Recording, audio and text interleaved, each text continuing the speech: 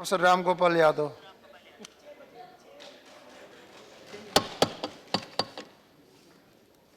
धन्यवाद श्रीमान।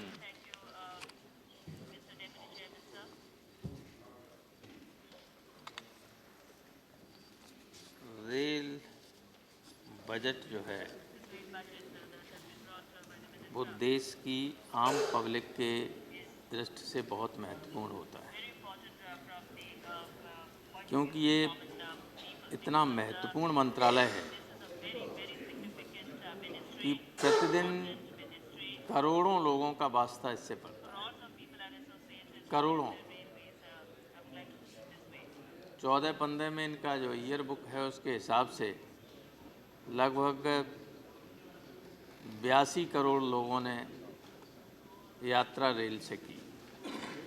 इसके मानी लगभग 7 करोड़ व्यक्ति रोजाना, उन्होंने एवरेज 7 करोड़ व्यक्ति रेलवे से यात्रा करते हैं प्रतिदिन, जो देश की आबादी का 6 या 7% के आसपास। ये बहुत महत्वपूर्ण विभाग है जो जनता को अगर सुविधा देना चाहे तो बहुत रिलीफ दे सकता है। अच्छी बात यह है कि मंत्री जी ने जो हमेशा एक परंपरा सी चली आ रही थी कि जब कोई रेल मंत्री होता था तो उसकी कोशिश होती थी कि कुछ नई रेलवे लाइनों की घोषणा करे, नई गाड़ियों की घोषणा करे और अपना राज्य जहाँ से वो आता है वहाँ के लिए अधिकतम करे। इस से हटकर पुराने अधूरे कार्यों को पूरा करने की कोशिश की गई है, जो एक अच्छी बात है और इसके रिजल्ट्स भी आए हैं। मैं इसी सदन में और उस सदन में भी पिछले 15 वर्षों से 3 ऐसी रेलवे लाइनें थीं जिनके लिए हमेशा मैं मांग कर रहा था कि इन पे पैसा नहीं पूरा जा रहा है और बहुत दिनों से ये लंबित हैं, अधूरी पड़ी हुई हैं, पूरी नहीं हो रही। एक गुना इटावा थी, उस पर रेल चलना शुरू हो गई। एक आगरा बटेश्वर इटावा थी, अटल जी ने जिसका शिलान्यास किया था, उस पर भी अभी गाड़ी चलना शुरू हो गई है। और एक इटावा मैनपुरी थी जिस पर अब गाड़ी नहीं चली है लेकिन रेलवे का इंजन चल गया है। उसे टेस्टिंग के लिए उसको भी जल्दी चलवा दीजिएगा। ये 15 साल से पार्लियामेंट के हर बजट इस रेलवे पे चर्चा में मैंने ये मामला उठाया, क्योंकि 84-85 से इटावा, गुना, मादरा और सिंधिया ने शुरू की थी, पड़ी हुई थी। अटल जी ने की थी ये बहुत पहले, उसके बाद कलाम साहब ने शिलान्यास किया था इटावा मैनपुरी का। इन सबको 10-10, 15-15 साल और 25 साल हो गई। तो ये जो अधूरा काम पूरा करने का आपका लक्ष्य था कि हम नए नहीं शुरू करके जो अभी पड़ा हुआ है उसी को पूरा करेंगे, इससे दोहरा लाभ हुआ। एक तो काम हो गया, शुरू हो गई लाइनें, और दूसरे जो उसकी लागत बढ़ जाती है अधूरे काम की देर में होने से। जितना एस्टीमेट शुरू में होता है उससे काफ़ी ज़्यादा एस्टीमेट हो जाता है बनते बनते, उसमें भी रिलीफ मिलता है। तो ये एक अच्छा काम हुआ जिसकी वजह से मुझे उम्मीद है कि और रेलवे लाइनें भी जहाँ हैं उनको जल्दी पूरा किया जाएगा। लेकिन यहाँ मैं एक बात अवश्य कहना चाहूँगा कि उत्तर प्रदेश देश का सबसे बड़ा राज्य है। हालांकि सबसे ज़्यादा रेलवे ट्रैक लगभग 15,000 किलोमीटर उत्तर प्रदेश में हैं, लेकिन अब भी उत्तर प्रदेश के बहुत सारा ऐसा हिस्सा है जो एक्सप्रेस गाड़ी से जुड़ा नहीं है।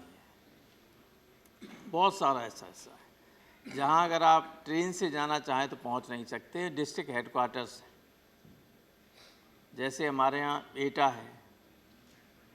अगर हम बदायूं जाएं और वहाँ से लखनऊ जाना चाहें तो बरेली से गाड़ी लेनी पड़ती है, और दिल्ली आना चाहें तो मुरादाबाद से लेनी पड़ती है। तो जो इटावा मैनपुरी रेल लाइन है, इसके लिए मैंने मांग की थी जब लालू प्रसाद जी रेल मंत्री थे, और उन्होंने रेल बजट पर जवाब देते हुए, तब मैं लोकसभा में था, उन्होंने स्पष्ट रूप से ये घोषणा की थी कि इटावा मैनपुरी रेल लाइन को बदायूं संभल होते हुए गजरौला से जोड़ दिया जाएगा, क्योंकि ये पूरा इलाका ऐसा है जिसमें कोई रेल लाइन नहीं। पूरब में माननीय मंत्री जी सिन्हा साहब हैं, बलिया जाते हैं हम लोग, कुछ गाड़ी एक आध अच्छी गाड़ी है, लेकिन आम तौर पर जो सुविधा होनी चाहिए वो नहीं है, तो बक्सर पर उतरना पड़ता है, और बक्सर से फिर बलिया जाते हैं, आपके इलाके से होके ही। आजमगढ़ है, बलिया है, यहाँ के लिए कोई बेहतर रेलवे सिस्टम नहीं है। या तो ट्रेन को बढ़ाया जाए, अच्छी ट्रेन चलाई जाए। आजमगढ़ के लिए तो पहले कैफियत नहीं थी, तब तक तो कोई सीधे इधर से ट्रेन ही नहीं थी। वो तो नीतीश जी से हम लोगों ने मांग की और उन्होंने कृपा करके उसको चलाया भी, और उसके बाद हमारे यहाँ इटावा में स्टॉपेज भी किया, क्योंकि आजमगढ़ हम जाते थे तो इलाहाबाद से होके जाएं या इधर उधर से होके जाना पड़ता था, कोई ट्रेन नहीं थी। तो कई हिस्से उत्तर प्रदेश के, चाहे वो पूरब के हों, चाहे पश्चिम के हों, चाहे मध्य उत्तर प्रदेश के हों, अभी ऐसे हैं जहां रेलवे की सुविधाएं नहीं हैं। और रेलवे की सुविधा होना इसलिए भी ज़रूरी है क्योंकि इस गरीब देश में रेलवे ही एकमात्र ऐसा आने जाने का साधन है जो बहुत सस्ता है। हम इटावा से अगर आगरा आएँ तो रेल का किराया 25 रुपया है, अगर बस से आएँ तो 80 रुपया है। तो गरीब आदमी के लिए रेलवे से ज़्यादा सस्ता कोई दूसरा साधन नहीं आने जाने का। इसलिए भी आवश्यक है कि जहाँ पर रेलवे की व्यवस्था नहीं है, जहाँ अभी रेल लाइनें नहीं पहुँची हैं, वहाँ रेल लाइनें पहुँचाने की कोशिश की जाए। हमारे इटावा से ये चलने लगी भिंड गुना वाली, तो आज मैंने बात की टेलीफोन पे, बताया कि साहब बड़ा आराम हो गया, 10 रुपये का टिकट आती है, इटावा से भिंड पहुँच जाती। वहाँ से ग्वालियर 20 रुपया और लगता है। अगर आपने मैनपुरी से कोई ट्रेन चला दी ग्वालियर के लिए तो इतना आपको पैसेंजर मिलेगा, क्योंकि हमारे मैनपुरी के पूरे इलाके की सारी रिश्तेदारियाँ ग्वालियर और भिंड के आसपास, पूरा राजपूताना जो हमारा मैनपुरी का है, उस सब की रिश्तेदारियाँ सब भिंड और ग्वालियर के बीच में, उनको इधर उधर से घूम के जाना पड़ता था। अब सीधा हो गया, मैनपुरी की जैसी रेलवे शुरू हो जाएगी, लाइन जल्दी शुरू हो जाएगी, वो उस पर ट्रेन, वैसे ही वो सीधे ग्वालियर के लिए जाना शुरू हो जाएगा। तो ये एक बहुत सहूलियत की बात होगी लोगों के लिए। तो इसलिए मैंने आपसे कहा कि ये जो उत्तर प्रदेश का जो बहुत बड़ा हिस्सा है, उसके लिए भी सर्वे आप अपनी तरफ से करा लीजिएगा कि कहाँ ज़्यादा ज़रूरत है, और जब धन हो रेलवे के पास, ये मैं जानता हूँ कि आर्थिक दिक्कत है, और आर्थिक दिक्कत इसलिए है क्योंकि डेमोक्रेसी में एक बड़ा रोग ये है कि कुछ ज़रूरी कदम भी आदमी उठा नहीं सकते हैं कि कहीं लोग नाराज़ न हो जाएं मतदाता। जब समय के साथ कीमतें बढ़ी तो स्वाभाविक है कि रेलवे के रखरखाव पर, नई लाइनें बनाने पर, नई रेलगाड़ियां, नई स्टेशनों को बनाने पर पैसा तो ज़्यादा खर्च होगा ही, लेकिन आपके जो रिसोर्सेज हैं उनको आप बढ़ा नहीं रहे। किराया जो बहुत दिनों से चला आ रहा था वही है। आप किराया भाड़ा अगर नहीं बढ़ाएंगे तो पैसा कहाँ से आएगा? नई रेलवे लाइनें न तो आप बना सकते हैं, न नई रेलवे उनका न चौड़ीकरण कर सकते हैं, न अन्य सुविधाएं दे सकते हैं यात्रियों। तो कुछ तो कदम उठाना पड़ेगा। चीप पॉपुलैरिटी की वजह से हर बार ये कहने के लिए कि अखबारों में आ जाए कि साहब किराया कोई नहीं बढ़ रहा है। किराया जब तक थोड़ा बहुत नहीं बढ़ाओगे आपके रिसोर्सेज नहीं बढ़ेंगे, और रिसोर्सेज नहीं होंगे, पैसा नहीं होगा तो कहते रहिए लेकिन काम कुछ नहीं हो सकता। आपकी गाड़ियों की स्पीड जो है वो अभी भी, जो एक्सप्रेस गाड़ी हैं उनकी एवरेज स्पीड 50 किलोमीटर के आसपास आती है, और गुड्स ट्रेन की तो 25 ही के आसपास है। इस एवरेज स्पीड को कैसे बढ़ाएंगे आप? ये स्पीड अगर बढ़ेगी, ज़्यादा आप गाड़ियों के फेरे होंगे, ज़्यादा किराया भाड़ा आएगा और ज़्यादा पैसा रेलवे के पास आएगा।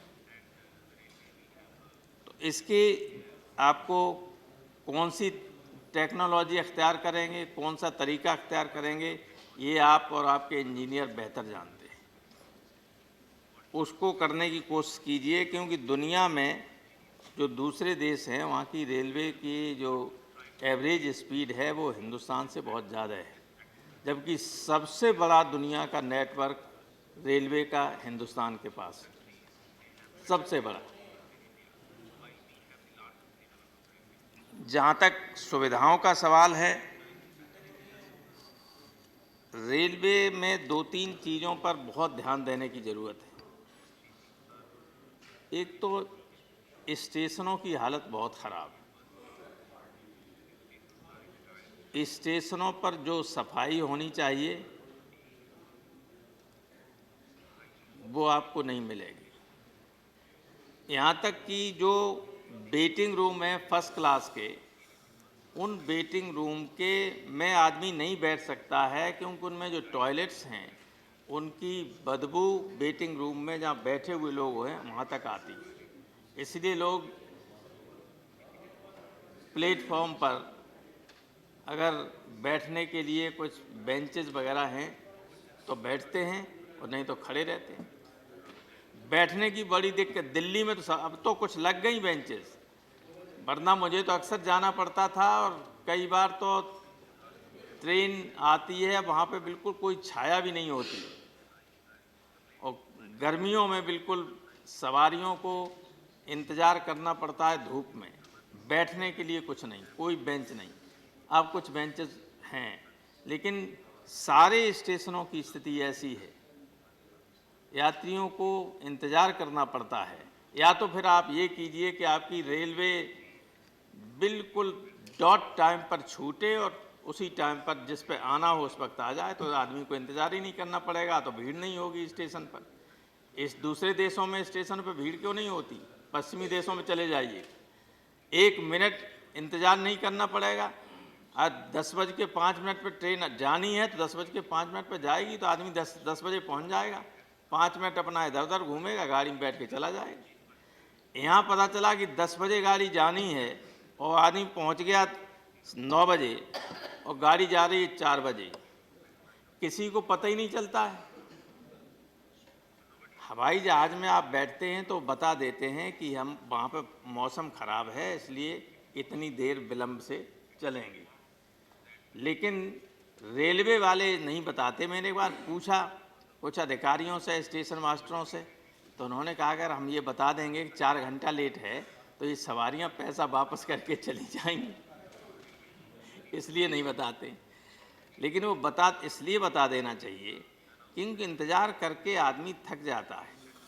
अगर बता देंगे तो ओपिनियन उसका रेलवे के बारे में अच्छा होगा, फिर वो उसके हिसाब से आना शुरू कर देगा। इतनी बजे गाड़ी जाएगी तो हम इतने बजे अपन जा रहे हैं, घर वापस लौट के आ जाएंगे, इतने बजे चल देंगे। तो कब गाड़ी जाएगी इसका कोई पता नहीं चलता है, और धीरे धीरे 15 मिनट, 20 मिनट, 1 घंटा, 2 घंटा और कई बार 4 घंटा, और जब कोहरा पड़ता है तब तो बहुत दिक्कत होती है। कोहरा के समय सबसे सुरक्षित यात्रा रेल की ही होती है। हवाई जहाज भी टाइम पे नहीं चलता, रोड पर तो इतने एक्सीडेंट होते हैं जिनका कोई शुमार नहीं, रेल ही सबसे सुरक्षित होती है। लेकिन अब कोई ऐसी दूसरे देशों में तो ऐसी व्यवस्था हो गई है कि जो कोहरा में भी ट्रेन चल सकती है और सामने काफ़ी दूर तक दिखाई पड़ता है। हमारे यहाँ वो सिस्टम सिन्हा साहब लाने की कोशिश कीजिए जो कोहरे वाले दिनों, क्योंकि दिक्कत क्या होती है, जैसे किसी का इंटरव्यू है, वो जा रहा है ट्रेन से, वो पता चला इंटरव्यू है कल और ट्रेन पहुँच रही है परसों। किसी की शादी है, मुहूर्त है कल का शाम का 5 बजे का, और परसों रात में पहुँच रही है गाड़ी, तो ब्यास हाँ, दूल्हा पहुँचा नहीं, बारात नहीं पहुँची। तो ये व्यावहारिक दिक्कतें हम देख चुके हैं, झेल चुके हैं।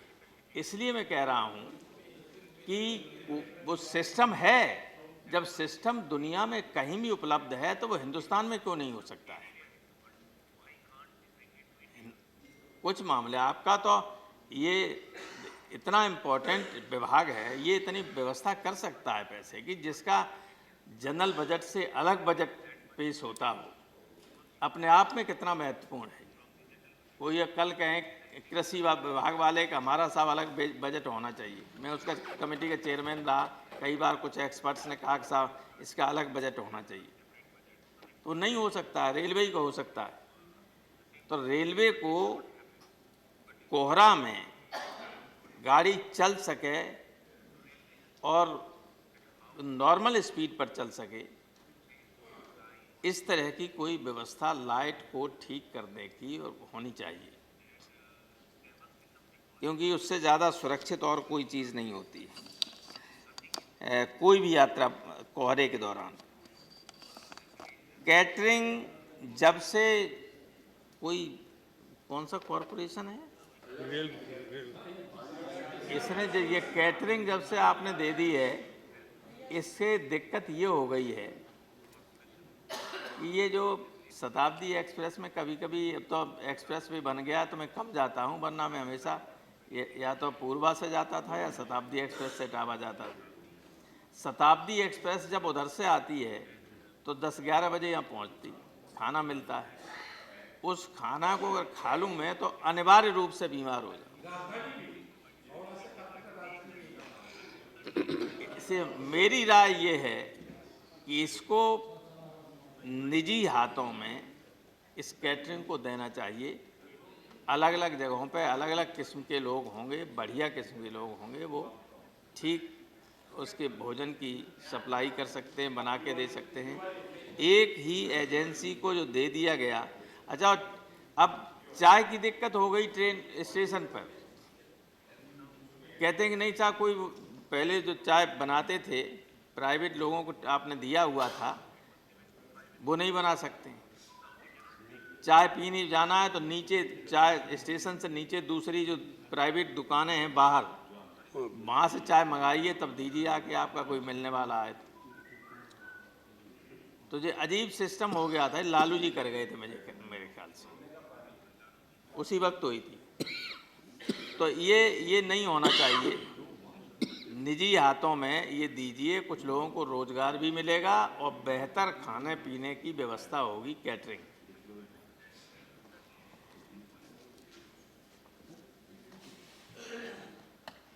लालू जी ने कुलियों को बना दिया गैंगमैन, अब कुली रहे नहीं।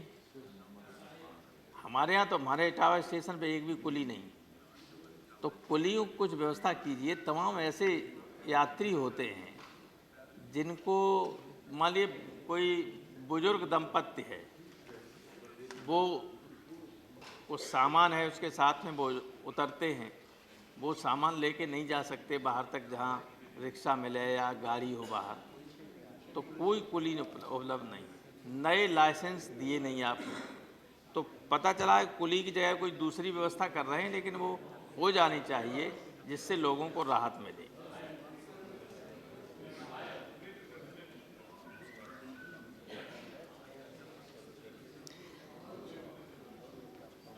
दो समस्याएं आम तौर पर बहुत ज़्यादा आ रही हैं।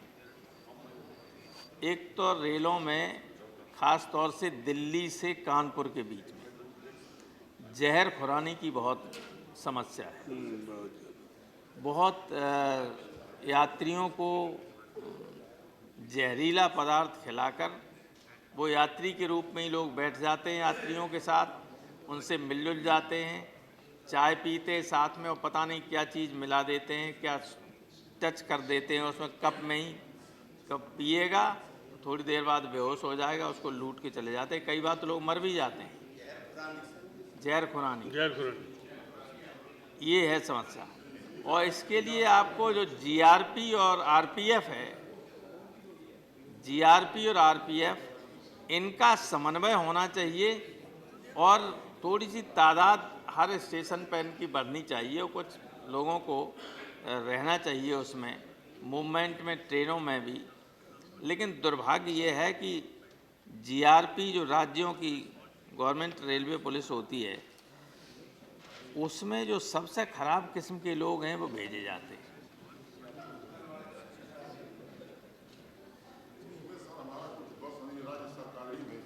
हाँ, वो आपका नहीं, मैं नहीं ठीक कह रहे हैं मंत्री जी, ठीक कह रहे हैं मंत्री जी, ठीक कह रहे हैं कि जीआरपी में भेजती तो राज्य सरकार है। तो वो मैं दिल्ली पे थोड़ी अब आपकी सरकार पर आरोप थोड़ी लगा रहा हूँ। मैं तो ये कह रहा हूँ कि ये दुर्भाग्य है कि जीआरपी में जो लोग जाते हैं, वो जिनको कहीं चार्ज वार्ज नहीं मिलता या जिनका कोई कहने सुनने वाला नहीं होता, वो जीआरपी में फेंक दिए जाते हैं। वो फिर कोई ढंग का ड्यूटी करते नहीं। और कई बार ऐसी समस्याएं आई जब पता चला कि जीआरपी और आरपीएफ वालों ने लूट लिया यात्रियों को। तो इस सुरक्षा, रेलवे में यात्रियों के मन में सुरक्षा का भाव हो, इस तरह की व्यवस्था करिए।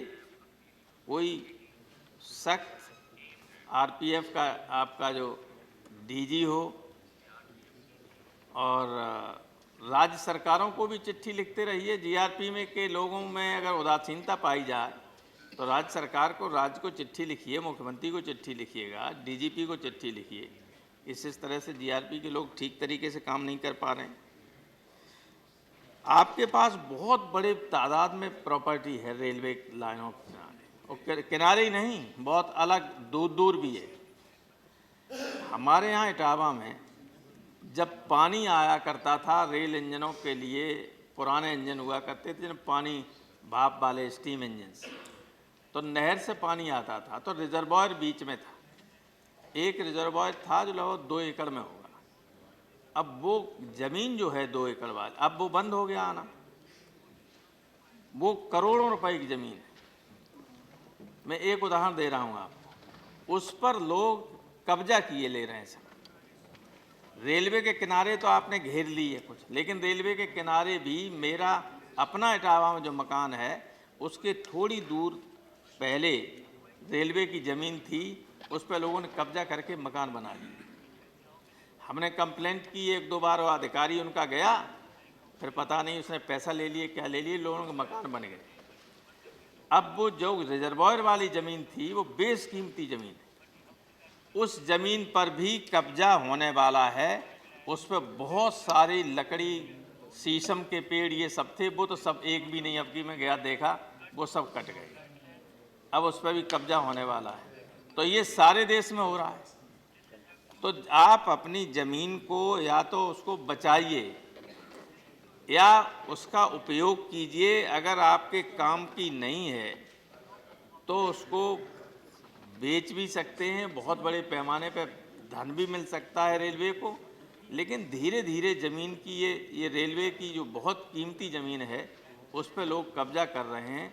भूमाफिया जैसे होते हैं ऐसे ही भूमाफिया हर जगह है, हर जगह वो कब्जा कर रहे हैं, ज़मीन पर कब्जा किए ले रहे हैं। गर्मियों में और त्योहारों के वक्त बहुत ज़्यादा भीड़ होती है, हर साल ये होता है, हर बार ये होता है। पहले से ही कोई इंतज़ाम ऐसा करना चाहिए आपको कि उस भीड़ का असर, उस भीड़ की वजह से लोगों को ज़्यादा दिक्कत न हो।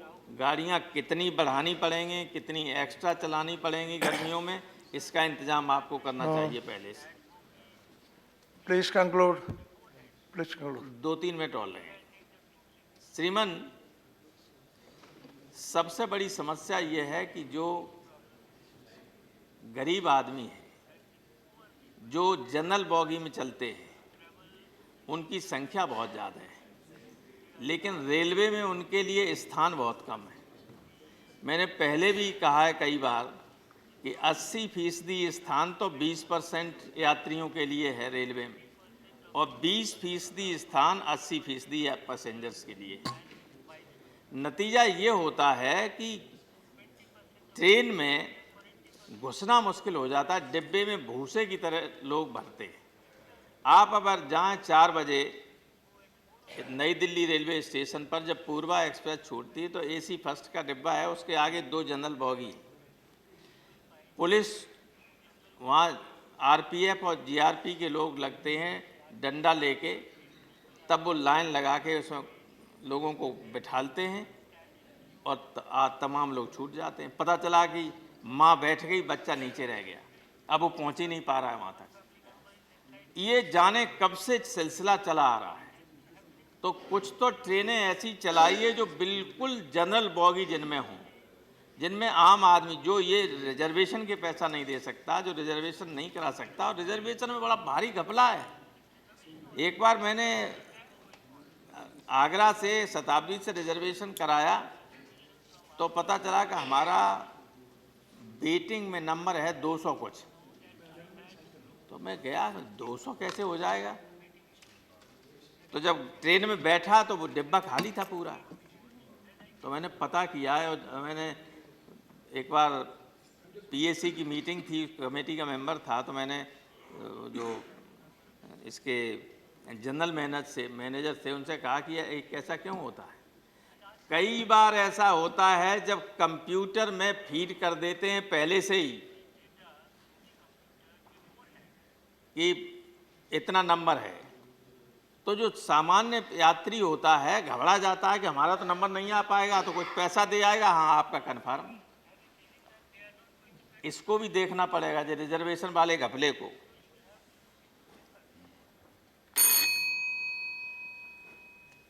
अनमेन्ड क्रॉसिंग के लिए आपने बात की है, उसमें कई बंद की हैं, और ये बहुत दिनों से बड़ा दुर्घटनाओं का कारण बनती जा रही है। हमारे बहुत बड़े नेता आजमगढ़ के थे, जौनपुर के, मिनिस्टर का दर्जा भी था, उनका इसी में डेथ हो गई। अनमेन्ड क्रॉसिंग से गाड़ी उनकी निकल रही थी, तब ट्रेन आ गई और उनकी डेथ हो गई। तो इनको कई को आपने, मैंने पढ़ा है, उसमें बंद किया है। कुछ पर चौकीदारों की व्यवस्था की है, कुछ चौकीदारों को हटाया है, उसको वहाँ से बंद कर दिया है, लेकिन अनमेन्ड क्रॉसिंग पर कुछ न कुछ व्यवस्था ऐसी होनी चाहिए जिससे दुर्घटनाओं से, क्योंकि उससे रेल की भी दुर्घटना, केवल वही नहीं, कई बार ऐसा हो सकता है जिससे ट्रेन दुर्घटनाग्रस्त हो जाए। अंत में मैं सिर्फ आपसे ये कहूँगा कि